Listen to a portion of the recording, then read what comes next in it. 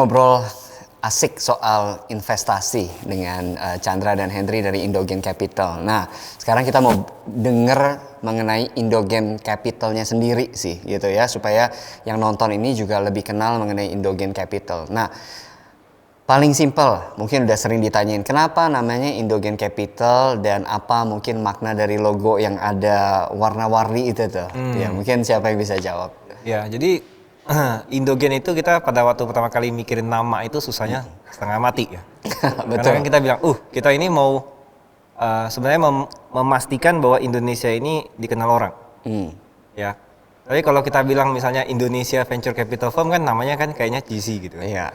Jadi kita harus bikin sesuatu agak cool ya, tapi juga nangkep gitu maksudnya. Iya. Akhirnya kita mikir-mikir malah dapat bahwa kita bikin Indonesian Generations. Indonesian Generation. Jadi Okay. Indogen ya. Dan Indogen itu enak untuk di ngomongin Iya. ya. Dan itu tidak ada kita kepikiran tuh gara-gara nonton Jurassic World ya. Karena banyak orang yang tanya saya, apa karena dari Jurassic Park? Karena indigen Oh, di Jurassic Park kan. Itu tinggal ada hubungan. Saya baru ngeh itu setelah saya nonton Jurassic World, saya lihat indigen. Oh iya ya, mirip Indogen ya. Wow. Itu Indigen itu perusahaan yang memproduksi ini dinosaurus itu. Benar. Oh, Ya, tapi itu nggak ada hubungan sama Indogen Capital iya. ya. Kalau ini memproduksi startup unicorn. Benar. Kalau itu Ya. dinosaurus, kalau ini Jadi kita mau unicorn. ambil DNA sukses seperti Peter di Wahyu ini, kita bisa bikin startup yang sukses. Itu yang Luar harapan biasa. kita. Oke. Jadi kita fix dengan nama Indogen Capital. Setelah itu kita bikin kontes untuk logo. Ya. Jadi kita bikin kontes online, jadi desainer-desainer seluruh dunia itu submit ke kita. Ya. Kita kasih reward, siapa yang juara 1 itu kita akan pilih logonya. Ya. Pada waktu kita going through all the logo, kita langsung fixated sama logo kita sekarang itu yang Brain. Kenapa? Karena in order to be successful, satu investasi itu sebenarnya adalah collaboration of many parties, collaboration of many minds, great minds, untuk menciptakan satu startup yang bisa sukses. Ada supporting, walaupun kita founder, kita harus disupport oleh tim yang solid seperti Wahyu sekarang timnya solid kan. Jadi kita melihat ini setiap orang ini memberikan kontribusi dengan warna yang berbeda dan jangan dirubah warnanya. Karena warna yang berbeda itu akan memperkaya warnanya sehingga menjadi cantik seperti logonya Indogen Capital. Luar biasa. Kalau misalnya kita paksa warnanya berubah ikut kita, akan jadi satu color aja semuanya, misalnya merah atau biru semuanya. Ya akhirnya ternyata terbukti lebih cantik warna-warni. Iya. Mantap sekali filosofinya. Tepuk tangan buat yang di rumah. Wow, saya baru ngobrol bentar aja udah belajar bagaimana kita harus gak pernah menyerah gitu ya, never give up. Kemudian belajar dari siapapun. Kemudian yang ketiga, kita udah belajar lagi nih sekarang bagaimana kita bisa berkolaborasi dan kita bisa saling mengisi satu dengan yang lain. Dan kemudian be yourself gitu ya. Jangan sampai kita malah menjadi mengikuti orang dan kita membohongi diri sendiri. Padahal setiap orang itu punya talentanya masing-masing gitu ya. Nice, menarik. Itu kapan ya Indogen Capital ya? Kita berdiri mulai end of 2016, first investment kita itu Januari 2017. Oke. Wih, langsung invest gitu ya. Apa itu kalau boleh tahu ada investment pertama kita itu waktu itu ke SpaceMob, coworking space, pioneer coworking space di Singapura. Oh, wow. Ya, dan jadi company-nya itu investment pertamanya malah di luar. Wow, tapi karena hebat. pada waktu itu memang SpaceMob ini punya visi adalah membawa coworking space business ke Indonesia. Oke. Jadi kita langsung tertarik karena pada waktu itu coworking space belum ada.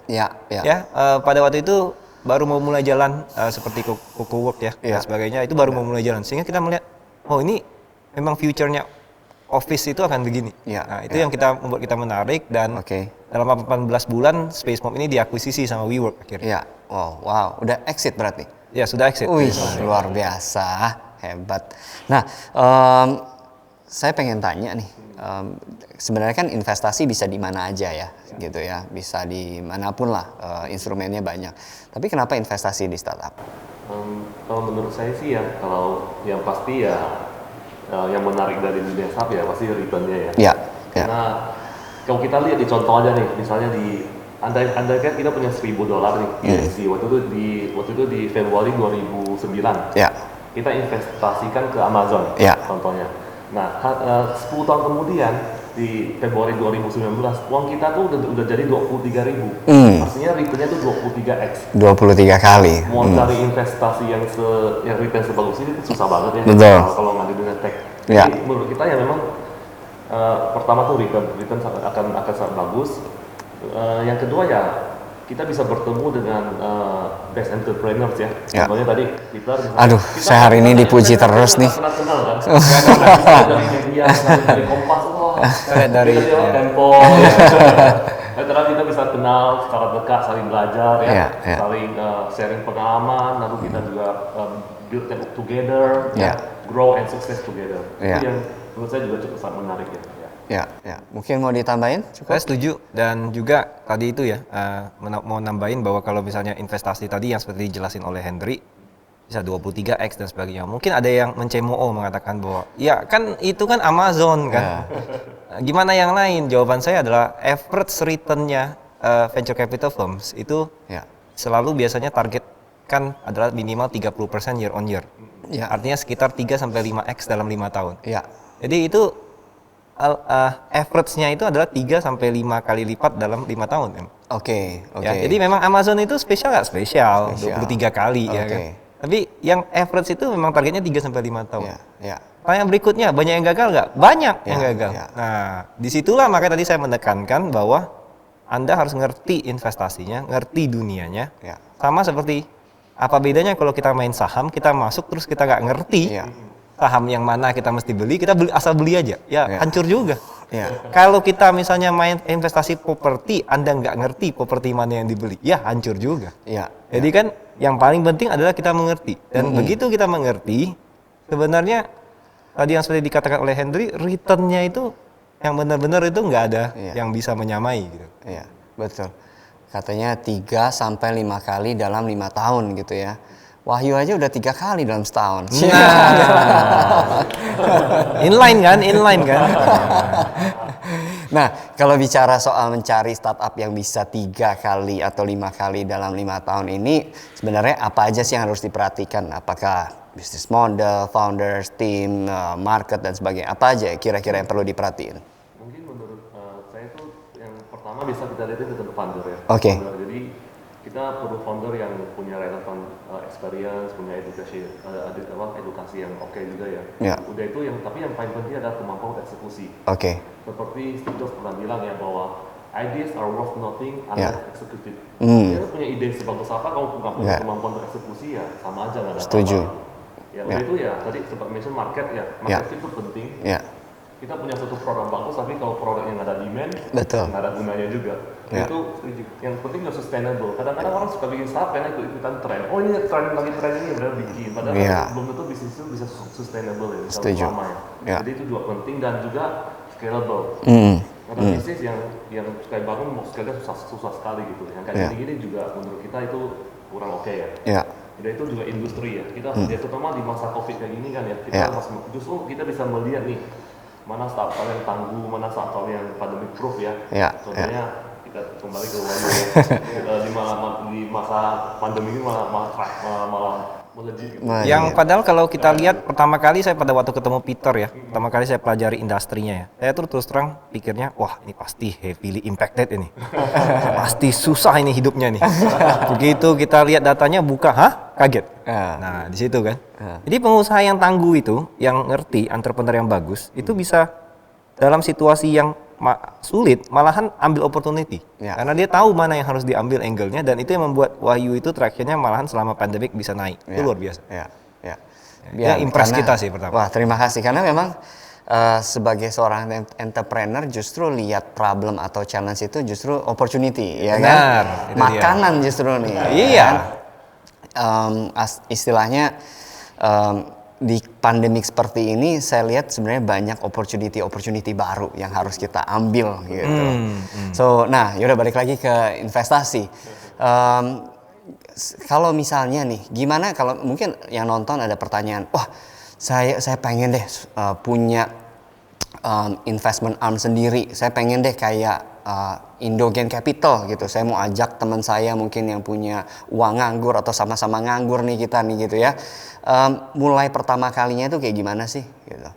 Pertama pada waktu mulai itu kita sudah fix sih antara kita bahwa kita ini nggak bisa invest ke yang masih idea konsep karena tadi kalimatnya Henry, idea worth nothing unless executed. Jadi kalau begitu berarti kan kita mesti dia sudah jalan, sudah kita bisa evaluate direction, tractions dan executions dari foundersnya baru kita bisa invest. Ya. Jadi pada saat itu kita menciptakan visi karena visi ini banyak macam ya buat yang di rumah belum tahu ya. Visi itu kan ada yang invest masih baru konsep, ada yang baru habis konsep mungkin baru mulai product fit di invest ya. Ada lagi yang udah ada revenue baru di invest. Nah, dalam halnya Indogen Capital kita itu menitik beratkan adalah melihat progres dari revenue itu. Oke. Jadi itulah yang membuat kita attracted sama Wahyu karena begitu kita lihat tadi seperti saya jelasin bahwa selain daripada revenue-nya growing very well, ditambah juga dengan pada waktu pandemic situations yang dimana merupakan harusnya menjadi momen jatuhnya, tapi malahan bisa diambil sebagai momen untuk malah capitalize the market. Itu luar biasa. Jadi untuk bisa masuk ke investment seperti Wahyu ini juga kita mesti bikin visi yang punya added value. Ya. Karena Peter ini sebenarnya dia nggak kesulitan untuk mencari investor. Kan? Itu dia. Kan? Jadinya anda harus ngerti juga bahwa semua saya juga mau invest kalau gitu ke Wahyu dan sebagainya. What can you bring to the table? Karena if you just bring money, so many people can bring money. Ya. Jadi sebagai investor kita mesti punya added value. Jadi dalam Indogen Capital kita men-grow tim kita dari awal. Pada waktu kita raise the first fund, itu kita fokus sekali ke bikin network di secondary and third cities. Caranya adalah kita ajak LPs atau investors yang punya business network. Kalau kita bilang tuh raja kecil di setiap areanya. Jadi raja kecil di Manado, di NTT, di Sumatera Utara, Sumatera Selatan, Kalimantan, itu kita ajak untuk ayo jadi LPs kita, investor kita. Nah ini menciptakan value selain daripada network saya, network Henry, combine networks dengan semua LPs ini yang actively helping kita punya portfolio di mana Peter kita udah bincang-bincang kan mengenai gimana kalau kita kembangin network ke Sulawesi, ke Palembang. Saya bilang oke, ayo kita udah siap karena kita punya LPs atau investor di fund pertama itu punya komitmen di mana mereka merasa memiliki juga dan hobi juga ke tech investment sehingga mereka akan personal touch, temenin Peter untuk closing warung-warung dan sebagainya. Itu yang komitmen yang luar biasa yang kita punyai di Indogen Capital, di mana kita bisa masuk ke secondary and third cities untuk tahap-tahap itu kita support expansion strateginya. Nah, kalau kita nggak punya sesuatu added value seperti begini, kita bikin, saya mau punya duit, saya mau invest saja. Nah, inilah yang akan ke-trap. Akhirnya yang Anda invest adalah orang yang datang ke Anda. Orang yang datang itu kebanyakan, saya nggak bilang semua, kebanyakan adalah cari duit. Nah itu yang menjadi problem. Ya, yang biasanya kalau yang cari duit itu dia karena dia fokusnya cari duit bukan execute. Nah itu jangan membuat hasilnya kurang maksimal. Ya, menarik. Mungkin ini jadi salah satu hal yang menarik ya bahwa investor itu nggak cuma sekedar memberikan uang, tapi sebenarnya harus ada added value apa yang bisa ditawarkan. Kekuatan apa sih sebenarnya dari investor ini, dari visi ini gitu. Sama seperti yang tadi Chandra jelaskan, kenapa sih Wahyu memilih Indogen Capital sebagai investor di dalam round yang terakhir. Ya, karena kita melihat bahwa ada strategic value yang bisa diberikan gitu, yang Wahyu kita ingin coba di berbagai kota dan partnership atau mitra-mitra dari teman-teman dari Indogen Capital yang tadi dikatakan raja kecil di tiap kota ini bisa membantu penetrasi Wahyu di setiap kota. Jadi ini jadi sebuah kolaborasi yang menarik sebenarnya, nggak cuma sekedar uang gitu ya. Jadi tapi bisa membuat bisnisnya grow. Kalau saya boleh tambahkan itu dalam kasusnya kita jarang sekali tungguin deal datang. Kita deal hunting.